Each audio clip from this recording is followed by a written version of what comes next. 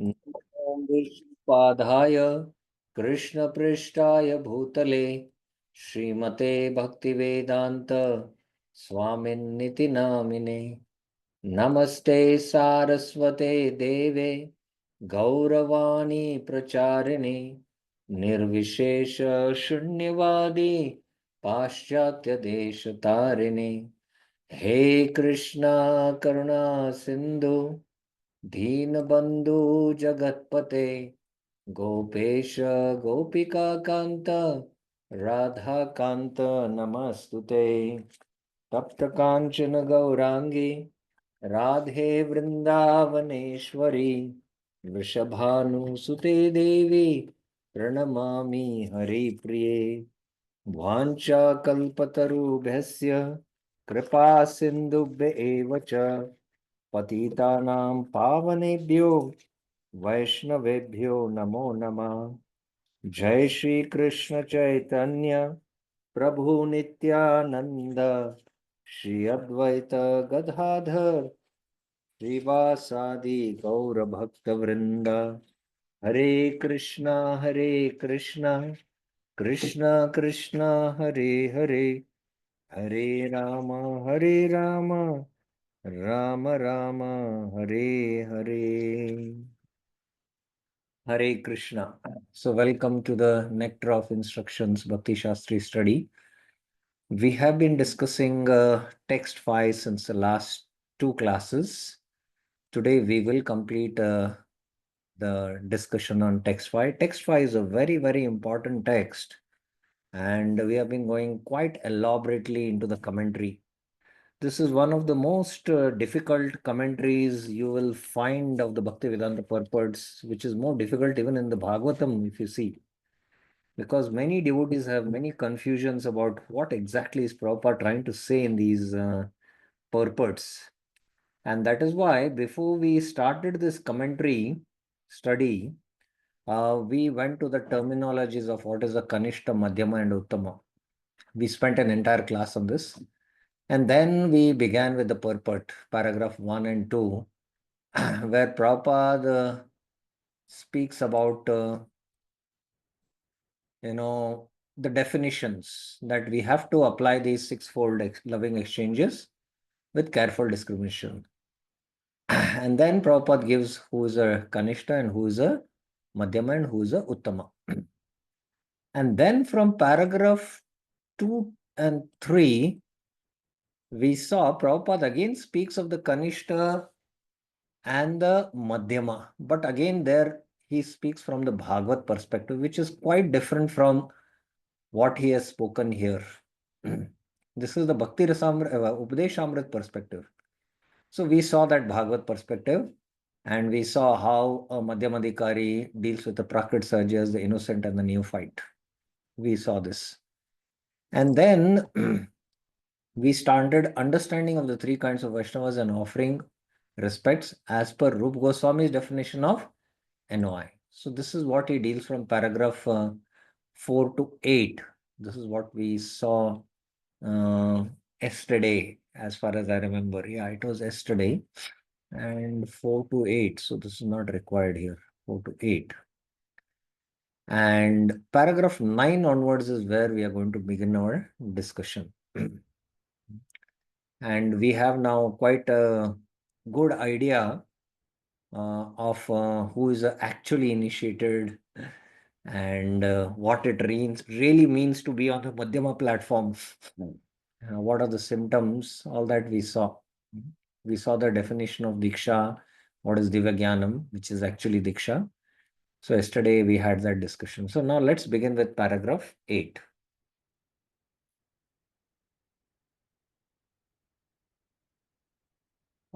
Kindly, please don't type anything on the chat box, except there is some audio problem, because that breaks our distraction, breaks the thought of flow while discussing. So kindly, please don't type anything on the chat box, and even questions, you can always raise your hand and ask questions.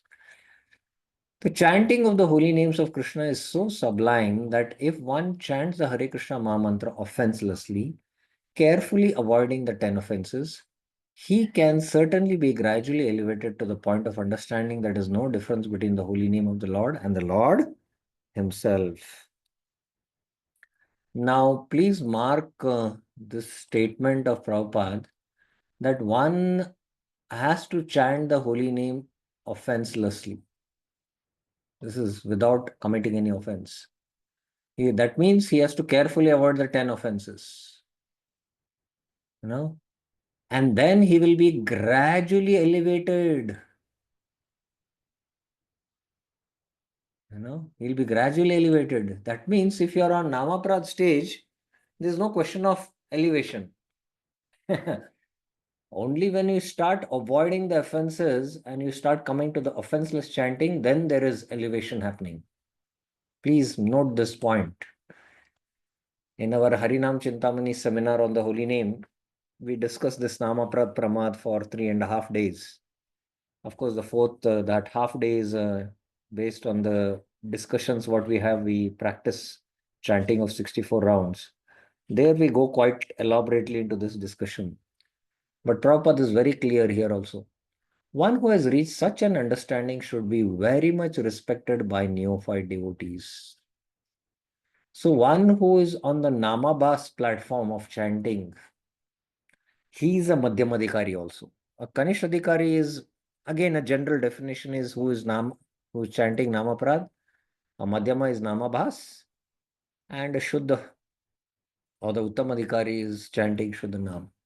Of course, the chanting of the Madhyamadikari is almost pure, you can say. It's because it is Namabhas. One should know for certain that without chanting the holy name of the Lord offenselessly, one cannot be a proper candidate for advancement in Krishna consciousness. Heavy blow and hammer. He has already made it clear. Then only he can get elevated. But here he makes it again clear that without chanting, without any offenses, one cannot make advancement. Shri Chaitanya Charitamrita, it is said, Yahara Komal Shraddha Sei Kanishta Jan, Krame Krame Teno Bhakta Hoibe Uttam. One whose faith is soft and playable is called a neophyte, but by gradually following the process, he will rise to the platform of first class devotee.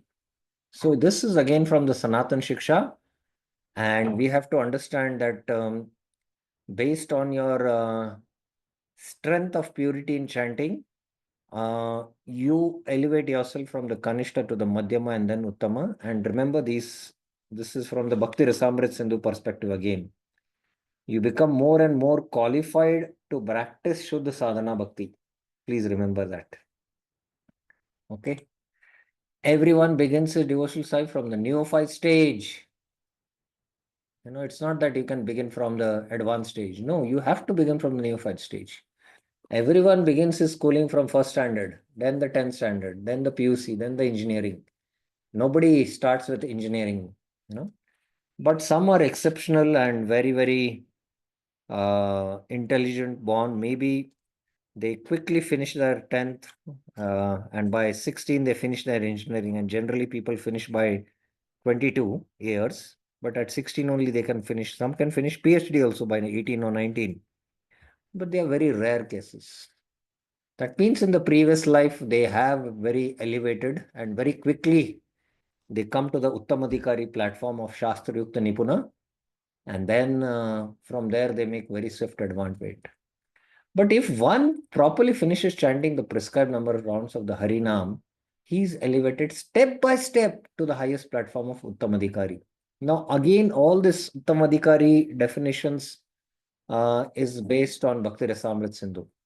The Krishna conscious movement prescribes 16 rounds daily because people in the Western countries cannot concentrate for long periods while chanting on beats. So Prabhupada is speaking about people in the Western countries.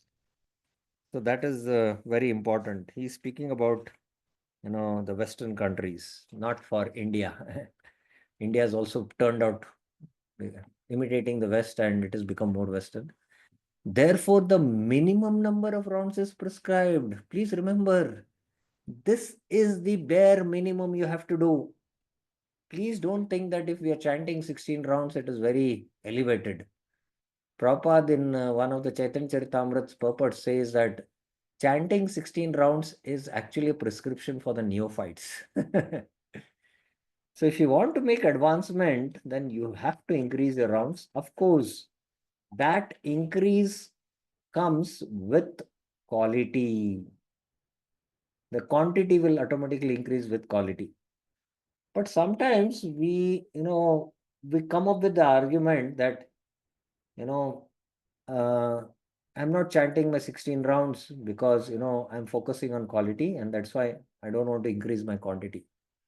But the minimum is this. And then you start working on the quality in that 16. And then gradually come to chanting 16 attentive rounds. So in the Harinam Chintamani seminar, we discuss about how to chant one attentive mantra, one attentive round, four attentive rounds, and then we build on 16 attentive rounds. And then with that taste, over a period of time, gradually you can increase and gradually you can make advancement. If you're chanting 16 rounds, that means it doesn't mean that you're going to make advancement.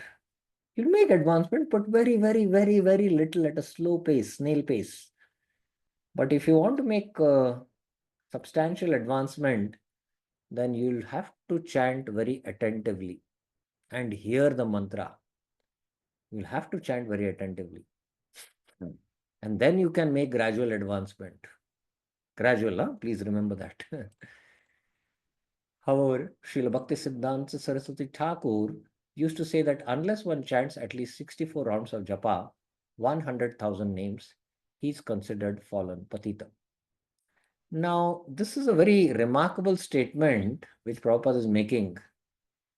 Now, how many of you have tried chanting 64 rounds? Please raise your hands.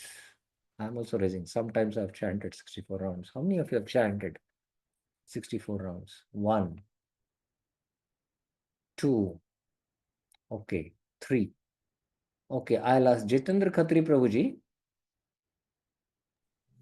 Yes, Hare Krishna Prabhuji. Yes, when you have attempted to chant 64 rounds? Nirjala Ekadashi. Nirjala Ekadasi. That's once in a year. Yes, once in a year. Have you attempted for chanting 64 rounds for 1 week every day? Never. I can't think of that.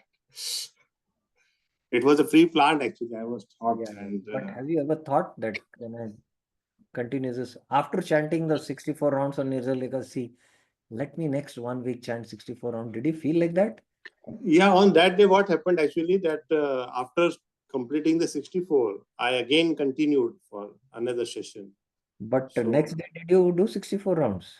No. Yeah. That day I went up till 108 rounds.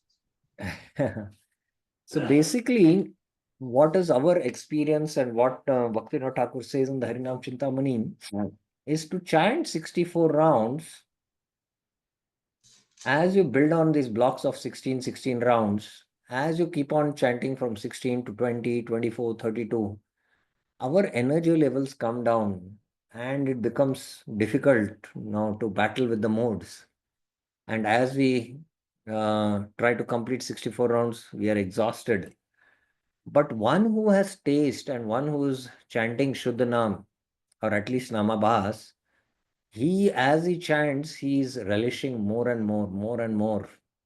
And he continues also all the while. So it's very difficult because you have to be free from offenses to do that chanting.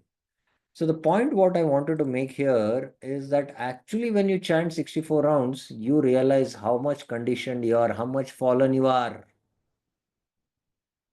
And understanding that condition, you can pray for mercy. That how much is the influence of the modes we come to know when we chant our 64 rounds. We can't sit in one place and chant, 2 hours, 16 rounds. What to speak of sitting 8 hours continuously and chanting. According to his calculation, practically every one of us is fallen. But we are trying to serve the Supreme Lord with all seriousness and without duplicity.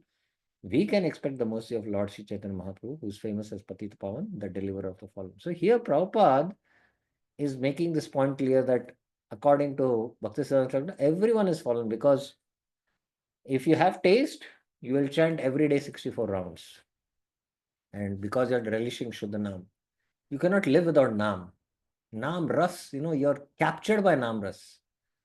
So somebody who's not able to do it, that means we are all fallen. But here Prabhupada is saying, but. So we try to chant as attentively as possible, and we try to serve the mission with all seriousness by preaching. Then we can expect the mercy of Lord Chaitanya Mahaprabhu. Okay, now from paragraph 10 onwards, there is this discussion between Chaitanya Mahaprabhu and Satyaraj Khan. So again, I will bring it here. So this is paragraph 10. Three kinds of Vaishnavas based on Chaitanya Mahaprabhu's teaching to Satyaraj Khan. Okay. So somehow there is, I think, so this numbering has gone wrong, but we will look into it later on. Paragraph 10. While Sri Satyaraj Khan, a great devotee of Sri Chaitanya Mahaprabhu, asked the Lord how a Vaishnava could be recognized, the Lord replied, Prabhu kahe yandra muke shune ek bar Krishna naam se hi pujya shreshta sabakar. If one hears a person say even once the word Krishna, that person is accepted as the best of the men among the common men. Lord Chaitanya Mahaprabhu continued, Yan Ataiva Yandra Muke Eka Krishnam Sehite Vaishnav Kari Tahara Samman. One who is interested in chanting the holy name Krishna, or who by practice likes to chant Hare Krishna name, should be accepted as a Vaishnava and offered respects as such, at least within one's mind. So Krishneti yasya giritam manasadita. If he has chanted once the name, this is according to Kulina Gramvasi's discussion, which we had taken in the terminology discussion. Prabhu kahe andra muke. So even prior to Shraddha, he is a Kanishta Adhikari. He is not, maybe, your driver who drives a car, he doesn't, chant. He doesn't have Kantimala, Tilak, doesn't follow the regulative principles, because he sees that you're a devotee, he says once Hare Krishna. So according to Mahaprabhu's standard, he is a Vaishnava. And you being a devotee, you should offer respects to him in the mind. In the mind, please remember. One of our friends, a famous English musician, has become attracted to chanting the holy names of Krishna. And even in his records, he has several times mentioned the holy name of Krishna. Whom is Prabhupada referring here? Anyone knows? Yes, Nandini Mataji? George Harrison, Yes, Beatles. he is referring to George Harrison. At his home, he offers respect to pictures of Krishna and also to the preachers of the Krishna conscious movement. Now, please remember that I was just giving this example just now of the driver. He just says Hare Krishna naturally because you are a devotee, he respects you.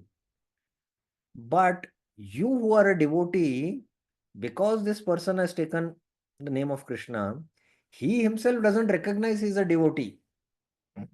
Because, devotee means there is some standard. But you should recognize him a devotee and you should offer respects in the mind. This is what Upadeshamrita is saying here. Krishneti yasya giritam manasadriyet. He might offer respects by doing pranam to you. But you have to offer respects by in the mind.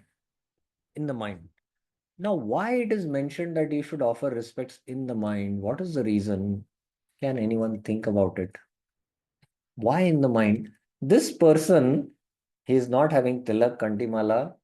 He doesn't consider himself a Vaishnava, but he sees that you are a devotee, you are a practicing devotee, and seeing you, he is inspired and he says Hare Krishna and offers pranam. You are a Vaishnava, you are a devotee, the owner of the car, and you have to offer respects in the mind. That's what this verse Updesh Amrit is saying. What is the reason?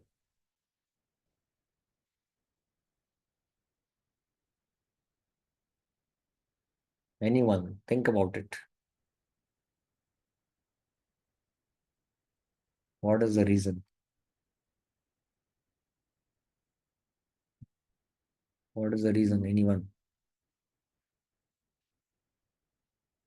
Did you get my question? What am I exactly trying to ask?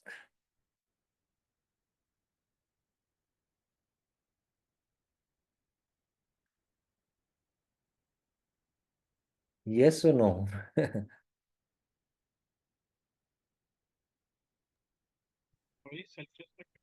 You got the question? Yeah.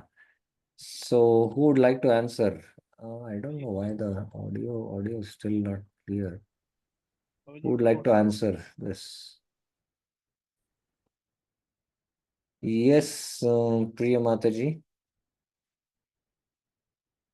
Hare Krishna, Prabhuji, Dandavat Pranam. Prabhuji, I'll try.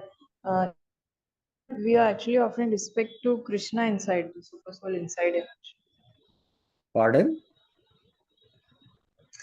Uh, we are offering respect to the super soul within him, the Krishna within him, as Yeah, a but matter of respect and all. no. Please understand, he is also offering respects to you by pranam with his hands, the driver or whoever it is, even an outside student first time.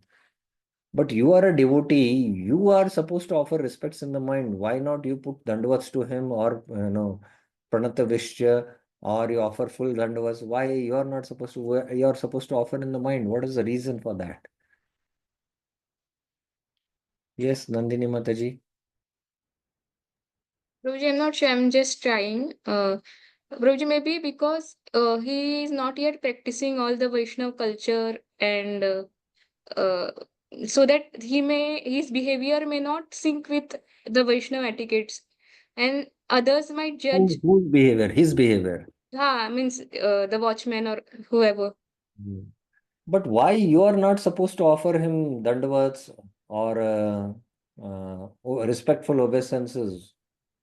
Because you are recognizing him as a Vaishnava, but But like, only you are offering the respects in the mind. What is the reason?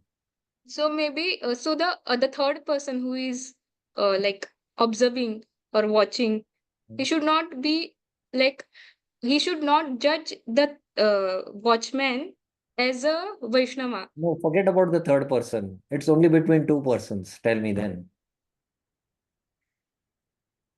Uh, Okay. This is a no, very no. good principle. Mm. Okay, we'll take Shubha Ikshana Krish Prabhuji. Yes. Hare Krishna Prabhu. Prabhu, as per Bhagavatam and Chaitanya Charitamrita, it is mentioned that at a Vyavaharik level, there are three stages like Kanishta, Madhyama, and Correct. Uttama. So accordingly, we need to pay respects to all of them. And also in Harinam Chintamani, it has been clearly defined that who is a Vaishnava and what is a phase or in devotional service and the stage that they cross. And accordingly, we should pay obeisances to our juniors, to our peers, and to our seniors. Yes, very important. This is that you have to sakale sammana korite shakti dehonata yata yata. According to their level, we have to respect accordingly. It is true that you can offer a dandavat, being in ecstasy. Oh, he has said the name of Krishna. If you offer dandavat, now this person might, his false ego might increase. Oh, I'm such a great personality that is offering dandavat. But when a sannyasi you offer dandavats, it's appropriate because the sannyasi's level of consciousness is very high and he can accept that dandavats. But this new person, if you offer him a dandavat, he cannot accept it. He cannot handle it. He'll get intoxicated. So according to their level of consciousness, a Madhyamadikari has to recognize it and Manasadriyeta, he is a Kanishta, so I have to offer him my obeisance in the mind. So that is how Vaishnava dealings are. Okay, I hope that you got this point. At at his home, he offers respect to pictures of Krishna and also to the preachers of Krishna consciousness. In all regards, he has a very high estimation of Krishna's name and Krishna's activities. Therefore, we offer respect to him without reservation, for we are actually seeing that this gentleman is advancing gradually in Krishna consciousness. Such a person should always be shown respect. The conclusion is that anyone who is trying to advance in Krishna consciousness by regularly chanting the holy names should always be respected by Vaishnavas. So now Prabhupada is drawing the conclusions. On the other hand, we have witnessed that some of our contemporaries who are supposed to be great preachers have gradually fallen into the material conception of life because they have failed to chant the holy name of the Lord. Prabhupada is speaking about his God brothers. While giving instructions to Sanatan Goswami, Lord Chaitanya Mahaprabhu divided devotional service into three categories. So now, from paragraph 11 onwards, Prabhupada is speaking about these three categories of Vaishnavas according to Mahaprabhu's teaching, Sanatan Goswami teachings now. Now, this is very similar to Bhakti Rasamrita Sindhu. We have discussed this. Shastri Yukte Nahi Jane Drida Shraddhavan Madhyam Adhikari say Mahabhagyavan, a person who has conclusive knowledge of the Shastras.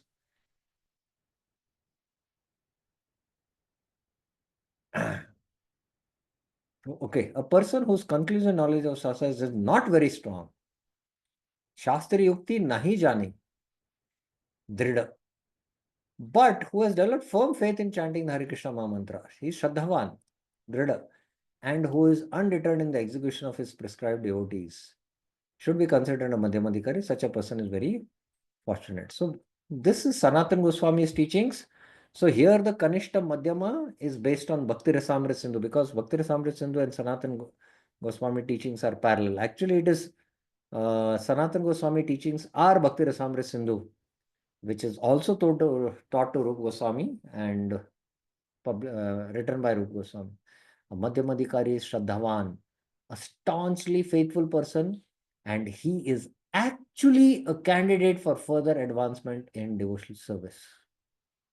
Prabhupada is saying actually a candidate for further advancement in devotional service. So please mark the statements of Prabhupada, how deep they are.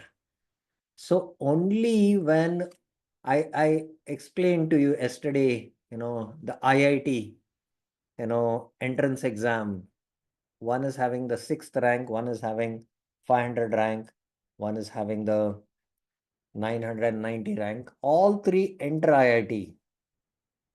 But just entering IIT doesn't mean that they are graduated from IIT. They are an engineer. No, they have just entered IIT.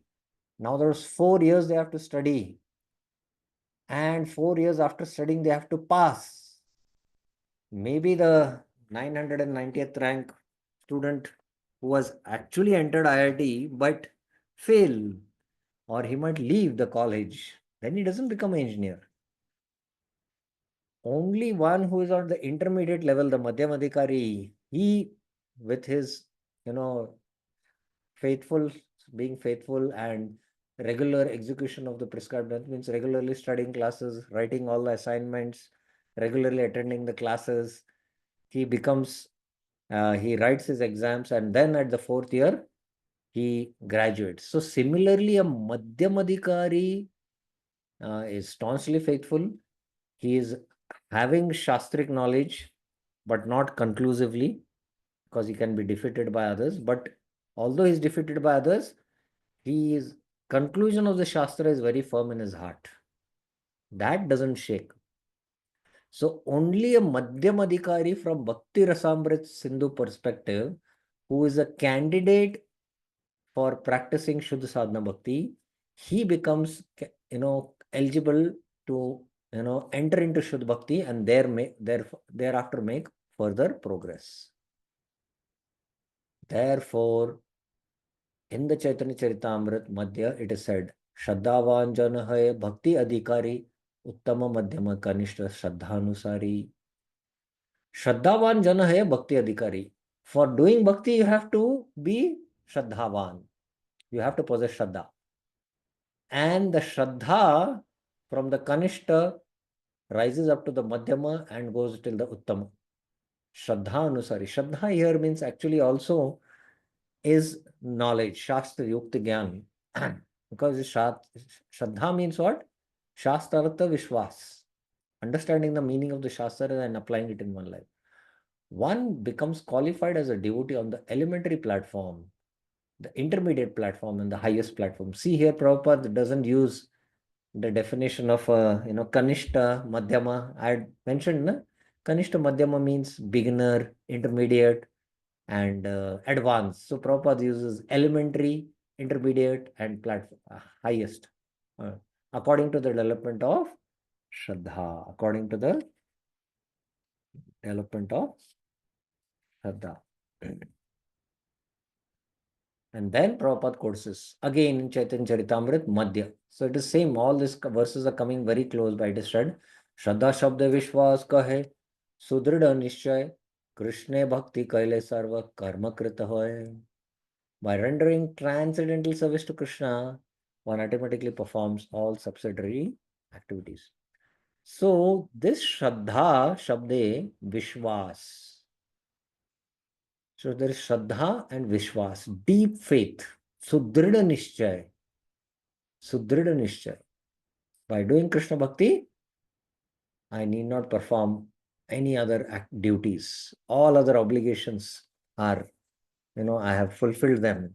I need not fulfill them. Just by doing Krishna Bhakti, everything will be taken. That kind of resolute faith is there. Otherwise, because of the bodily concept, there are obligations to family, society, so many obligations are there.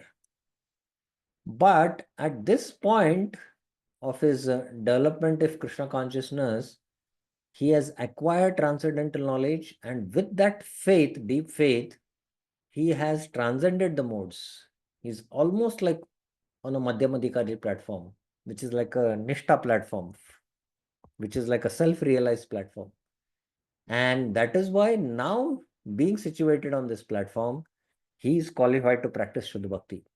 Brahma Bhuta Prasannatma na sochati na kankshati sama sarveshu bhuteshu mad bhakti labate param. This confident, firm faith favorable for the discharge of devotional service is called Shraddha. This is part of this, uh, part of the verse translation itself. It's part of the verse translation. Here only it should come. This is Shraddha.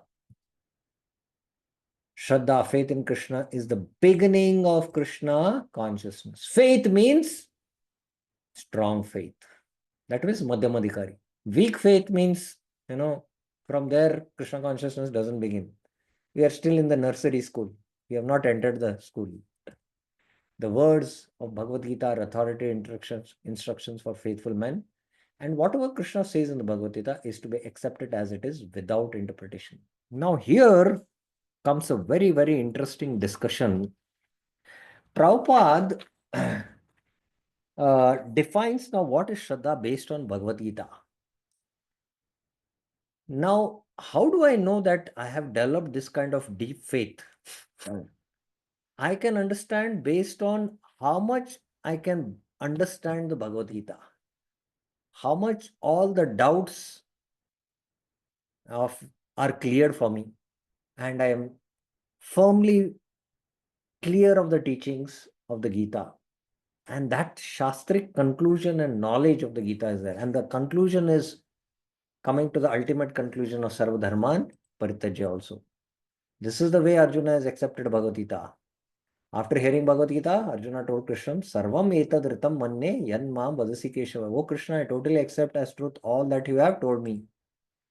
That is the correct way of understanding Bhagavad Gita, and this is called Shraddha. This is called Shraddha, Prabhupada is saying. It is not that one accepts a portion of Bhagavad Gita according to his own whimsical interpretations and then rejects another portion. That is not Shraddha. Shraddha means accepting the instructions of Bhagavad Gita in their totality, especially the last instruction, Sarva Dharman Parityajya Mamekam Sharanam Vraja. Abandon all varieties of religion and just surrender unto me. When one becomes completely faithful in regard to this instruction, one's strong faith becomes the basis for advancement in spiritual life. Please mark this again. Only when you have complete faith and completely surrender to the Lord, from there, your advancement in Krishna consciousness begins. So it's a two-level, journey, you can say.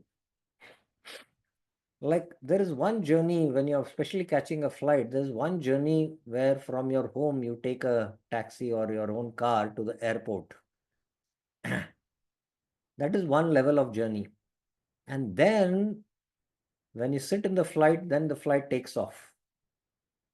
So, in one sense, that development of faith which is happening where you come, where you're acquiring transcendental knowledge and all your doubts are destroyed, that is like that journey of from your home to the airport.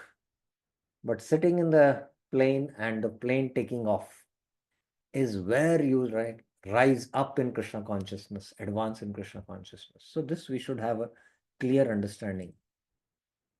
Okay. This is where proper, that's paragraph 12, paragraph 12. When one fully engages in chanting the Hare Krishna mantra, he gradually realizes his spiritual identity. Now again, Prabhupada here fully engages. Prabhupada is saying fully engages. And then the realization of his identity also happens gradually. Unless one faithfully chants Hare Krishna mantra, Krishna does not reveal himself. Sevan mukhe hi jivado swayam eva spuritat. Krishna doesn't reveal. We cannot realize the Supreme Personality God by any of the artificial means. We must engage faithfully in the service of the Lord. Such service begins with the tongue, Sevan Mukha Jivado, which means that we should always chant the holy name of the Lord and accept Krishna Prasad. So if the tongue is only doing this two business, continuously vibrating the mantra and only it takes prasad, nothing else, then seeing that sincerity, Krishna will reveal himself. And that too, he will reveal gradually. We should not chant or accept anything else. When this process is faithfully followed, the Supreme Lord reveals himself. Such a very, very confidential knowledge Prabhupada has given in this purport. Such a simple thing. If you want Lord to reveal himself to us, we have to follow these instructions. When a person realizes himself to be an eternal servant of Krishna, he loses interest in everything but Krishna service. Anya Abhilashita Shunyam Jnana Karma Dhanavritam Anukulena Krishna Anushilnam Bhaktir Uttama. So he has no other desire except the desire to serve Krishna. Always thinking of Krishna, devising means by which to spread the holy name of Krishna. He understands that his only business is in spreading the Krishna conscious movement all over the world. So this is that Mahabhagavat. Such a person is to be recognized as an Uttamadhikari, and his association should be immediately accepted according to the 6 processes. So such a person is a Uttamadhikari, a Mahabhagavat, and one should Krishneti yasya giritam manasadriyeta dikshasti chet panate bhajantamishum shushrushrayash bhajana vigya ananyam ananyam anya nindadi shunya hridaya sanga ipsita sanga labdva. Ipsita, one should desire to have such association of a Uttamadhikari. Indeed, the advanced Uttamadhikari Vaishnava devotee should be accepted as a spiritual master. So here Prabhupada is giving a very clear hint that whom should a candidate accept as a spiritual master? Only an Uttamadhikari, he says. Everything one possesses should be offered to him, for it is enjoyed that one should deliver whatever he has to the spiritual master. Now, how many have that kind of faith that when you meet an Uttamadhikari Mahabhagavat, you'll offer everything to him? Your family, your wealth, your house, everything surrender at his lotus feet. Just a year back or year and a half year back, I happened to meet, we happened to hear His Grace Krutu Prabhu in Vada. He is proper disciple and he is also initiating a spiritual master. And he was narrating how he came in touch with Prabhupada. He was somewhere in Canada or US, I don't remember exactly where. And Prabhupada came there, and being pious Indian, he happened to hear Prabhupada in one of the lectures. And he, Indian people, pious people, they invite sadhus to their house. So he invited Prabhupada to his house. Prabhupada came with his disciples and he asked, "What are you doing?" He said, "I'm an engineer working in this big company." And he was in a very big position, making a lot of money. And Prabhupada just said, that there are many engineers, there are many doctors, but there are no preachers. Why don't you become a preacher? And next day, Kuruta Prabhu resigned, surrendered his life, surrendered all the wealth, and full time he and his wife joined the temple. Sarva Dharman Parichidya. That is the kind of Shraddha uh, which a Mahabhagavat can instill even in a beginner, that he comes to that level. Like Narad Muni, when he preaches to a hunter, the transformation is very quick. That is the position of a Uttamadhikari, Mahabhagavat. A brahmachari in particular is supposed to beg alms from others and offer them to the spiritual master. However, one should not imitate the behavior of an advanced devotee or a Mahabhagat without being self-reliant. By such imitation, one will eventually become degraded. So one should not imitate. Imitation is very, very cheap, and we try to do that. Just like there is gold, there is imitation gold. And that is cheating, if you try to, you have to really extract gold and really, put it in the process of purification because it will shine more. So we have to go deep into Shastra, purify ourselves, and those divine qualities should come. And you don't want to take the trouble and you just want to imitate. Actually, that imitation will degrade you. Paragraph 15. In this verse, Srila Rupa Goswami advises the devotee to be intelligent enough to distinguish between the Kanishthadhikari, Madhyamadhikari, and the Uttamadhikari. A devotee should also know his own position and should not try to imitate a devotee situated on a higher platform. Yes, one should know his own position also. And just like, somebody is riding a bicycle, somebody is riding a Luna, somebody is riding a Yamaha, and somebody is riding a normal sedan car, somebody is riding a BMW, and somebody is riding a plane.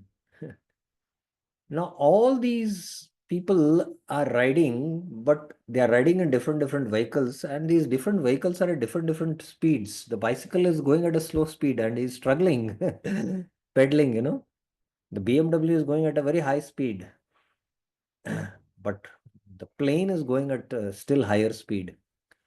So, although we are souls, but we are in different vehicles, and our consciousness level is different. So we are sometimes somebody, from one place to another place, he's just moving and preaching, because his consciousness is on that level. So we cannot imitate that. If we try to imitate, then Prabhupada says, we'll get degraded. I remember once, it was very new. I was very new in Krishna consciousness, just 2 years. And I had to go for some service out of station. I was in Bangalore for few months. I was there, and I had no association, and I was little feeling low in my Krishna consciousness. And I spoke to a sannyasi, and he told that he's coming to Udupi, so you come and associate with me. So I traveled from Bangalore to Udupi, and there was one small center opening, and the sannyasi gave a lecture there. And then he said, we'll be moving to Mangalore, and you can be with me. And we were in the vehicle. So we started around late afternoon at around 3:34. So from Udupi, we went to Manipal. We had one lecture there for the students Very brilliant lecture it was. I still briefly remember some things about that lecture. And then from there, we went to a congregation program. The congregation program was there in the evening, 7 o'clock. That went on from 7 o'clock to 8:30. And this devotee who was driving the sannyasi said, now we are going to our house. And in the house, he had arranged a house program. And by the time we reached the house, it was 9 o'clock. And 9 o'clock, another program started till night 10 o'clock. And 10:30, 11, we were able to go to bed. And then morning, from his house, we had to go to Mangalore temple. So morning for the Mangal Aarti. So 3:30 we got up. 4:30 we were in Mangal Aarti.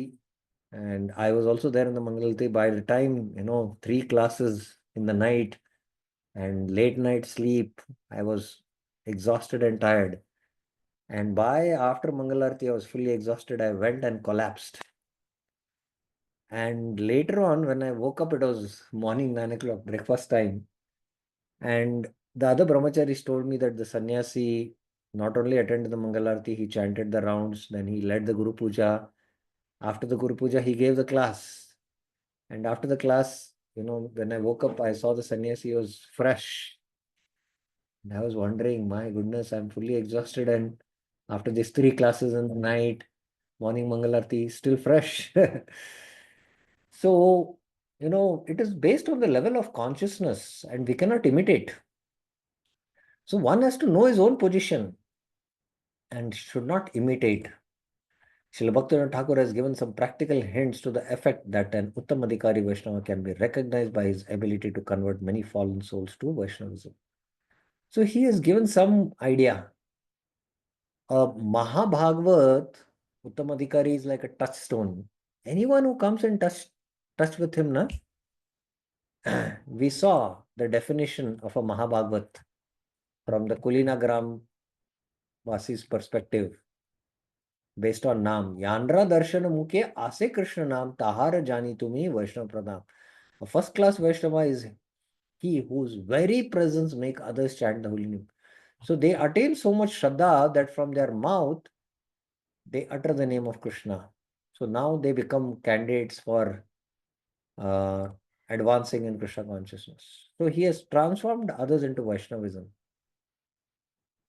One should not become a spiritual master unless he has attained the platform of Uttamadhikari. Here, again, Prabhupada is making a very important point that one has to be on the bhava and the prema platform. Of course, when one is at the stage of nishta, he can become a guru and then further make quick, swift advancement to ruchi, asakti, bhava, and prema. But of course, it's a long journey also, we have to remember. He's very steady in his practice. But Prabhupada is here saying that one who has attained bhava and prema, he's a uttamadhikari and he should, one should, take initiation. That Prabhupada says here. Here Prabhupada, in the last paragraph, he says this. This is a very important statement here. He says, Prabhupada says, a neophyte Vaishnava, that is a Kanishta or a Vaishnava or a Vaishnava situated on the intermediate platform, that is Madhyam, can also accept disciples, but such disciples must be on the same platform, and it should be understood that they cannot advance very well towards the ultimate goal of life under his insufficient guidance. Interesting statement. Neophyte Vaishnava and Madhyama Vaishnava both are gurus.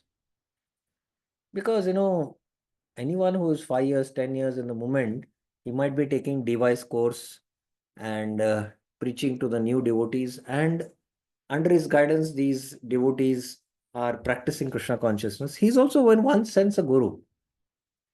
But he's on an intermediate platform or even on the Kanishta platform. And these candidates who are under him, it's not that he has given Diksha, please remember that. Because now you have a wide understanding of Diksha. Diksha is Divya Jnanam. The Harinam initiation and the Gayatri initiation he might take from a sannyasi, but they're also gurus in once. So under him, they can not make sufficient advancement. That's if somebody is on the level of bhajan kriya, he'll also teach you bhajan, but he also can take you up till bhajan kriya. If somebody like on the madhyam is on the nishta platform, he can take you up to nishta. For further advancement, you will have to find a shiksha guru who is a mahabhagavat, or you have to go to a diksha guru who is a uttamadhikari. Therefore, a disciple should be careful to accept an uttamadhikari as a spiritual master. This is how Prabhupada concludes. So that ends the discussion on the 5th verse, which is a very, very important verse. And I would like to say here that this subject is very, very deep like an ocean. And even if you study this purport, after having these 3 classes, it's not going to become that clear. And over a period of years, as we study, as we evolve in our understanding, we'll get more deeper insights into this Guru Tattva and this understanding of Kanishta, Madhyama and Uttama. It took me some 10, 11 years when I first heard these terminologies, Kanishta, Madhyama and Uttam, to get, deeper insights into, that, there are these Bhagavata understanding of Kanishta, Madhyama, Uttama. There is the Bhakti Rasamrita Sindhu perspective. There is the Chaitanya Charitamrita perspective. So like that, it took us quite some time to understand. So one has to study this purports and carefully deliberate on it, and then one can gradually evolve in his Krishna consciousness. Okay, any questions you have about this discussion we had today? Jitendra Khatri Prabhuji, yes. Hare Krishna Prabhuji. Can we do pranam in the temple itself to a Vaishnava in front of the Lord? Can we do what? Pranam. Dandavat Pranam to pranam. whom? Vaishnava, senior Vaishnavas. Yes, that's what. If he has taken Diksha and he has, he's practicing. See, there is, I'll tell you a general principle. Generally, we offer respects based on the external dress also. Based on the external dress. Like the Grahasthas, they feel they're, very beginners in Krishna consciousness. We are struggling, battling. They see the brahmacharis, and the brahmacharis are wearing saffron. So naturally, they have respect, which is also good for the grahasthas, but not good for the brahmacharis also. That they should, they should be also very respectful. So they naturally offer respects and obeisances, which is good for them, for the grahasthas. So the external, sometimes, mostly it is externals. But at a deeper level, it should be based on the level of consciousness. And it is very difficult to, have this understanding based on the level of consciousness, because we have to evolve in our Krishna consciousness to understand the level of consciousness. So that's why it comes with maturity, and it comes with, the learning of the Shastra. So one of the sannyasis was sharing that, in one of the temples abroad, that the pujari was offering arti. There were no, devotees in the temple, and not arti or guru puja, whatever, I don't remember. And then there were two sannyasis, and they both were there. And after offering the arti, he has to offer to the sannyasis, na? After offering to Prabhupada, he had to offer. Now, among the two, whom he should offer first? who is senior, you know. Now, seniority can mean based on their years of Krishna conscious practice and also based on their level. So both look to be, from the age level also same. So he could not really identify. So he was deeply praying in the heart to the deities or to, and then he offered the Aarti lamp to one of the sannyasis. And then he offered it to the other sannyasi. Now, both these sannyasis, after this, event happened, they discussed among themselves that whether he did right, that of offering to you. And then the sannyasi said, yes, he did right. That one of the sannyasis had evolved from the grahastha to the vanaprastha and then taken sannyas. The other sannyasi was evolved from the brahmachari directly to the sannyas ashram. And based on the level of consciousness, even among the sannyasis, there are different levels of consciousness for your kind information. There can be different levels. And the Bhagavatam, after discussing this Kanishta Madhyam Uttama, there are many verses, some 8-10 verses are there. And there are different levels mentioned there. And each of the levels have symptoms. So, they confirmed among themselves that what he did was right. Of course, he could not really identify him. So he prayed to the Lord, and the Lord in the heart inspired him. So my point, what I would like to say here is that we should gradually evolve our consciousness, and based on the level of consciousness, we should, recognize and do the needful based on time, place, and circumstances. Generally, sometimes the respects of pranam is done because of position, seeing a position of a leader, what post he's holding. But that might be also an external consideration. The consciousness is most important. So that's the general principle I would like to say. Is it okay, Prabhuji? Yes. And secondly, main part I would like to know is that someone says that in front of the deities, we should not offer obeisances to someone else. Now, that is a rule. In front of the deities, one should not offer obeisances. But again, it is based on the consciousness. For a Vaidhi sadhaka to follow that is right. But somebody, two sannyasis, they have very, very advanced in their consciousness. They might consider that, the Lord will be more pleased by offering respects to, the devotee than himself. That's what also the Lord says.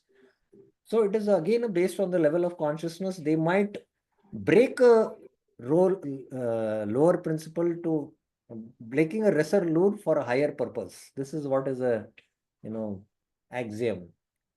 Breaking a lesser rule for a higher purpose. And there is a higher principle. So they understand that, they have knowledge, and that's why they might do it, and there is nothing wrong. But generally for Vaidhi sadhakas, they have to follow this rule. They have to follow this rule. Is it okay? Okay. Yes. So thank you very much. Srila Prabhupada ki jai.